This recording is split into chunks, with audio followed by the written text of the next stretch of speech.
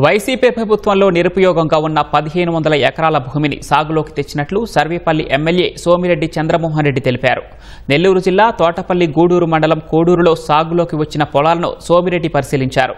కోడూరు చెరువు కింద 4700 ఎకరాల ఆయకట్టు ఉంటే గత పాలకులు సామర్థ్యానికి మించి నీరు నిల్వ చేశారని సోమిరెడ్డి ధ్వసమెత్తారు. 5 ఏళ్లు రైతులు తీవ్రంగా నష్టపోయారని చెప్పారు. చివరి ఆయకట్టుకు అవసరం ఉన్నంత మేరే చెరువులో నీటిని నిల్వ చేయడంతో నిరుపయోగంగా ఉన్న 1500 ఎకరాలు సాగులోకి వచ్చాయని సోమిరెడ్డి వెల్లడించారు.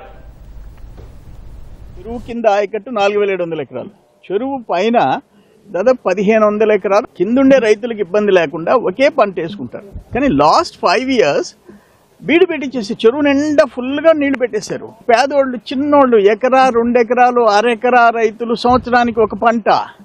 దాన్ని ఆపేదేంది? ఈ కోడూరు కాలువ సిస్టమ్ డెవలప్ చేసేదానికి నేను 9 కోట్లు శాంక్షన్ చేయించిన. కట్ట మీద గ్రావెలింగ్ చేసి స్ట్రెంగ్తన్ చేశాం. రాత్రింబౌళ్ళు మట్టి తోలేశారు, కట్టను బలహీనం చేశారు, గుంటలు పెట్టేసేసారు, రైతులు ఇబ్బంది పడ్డారు.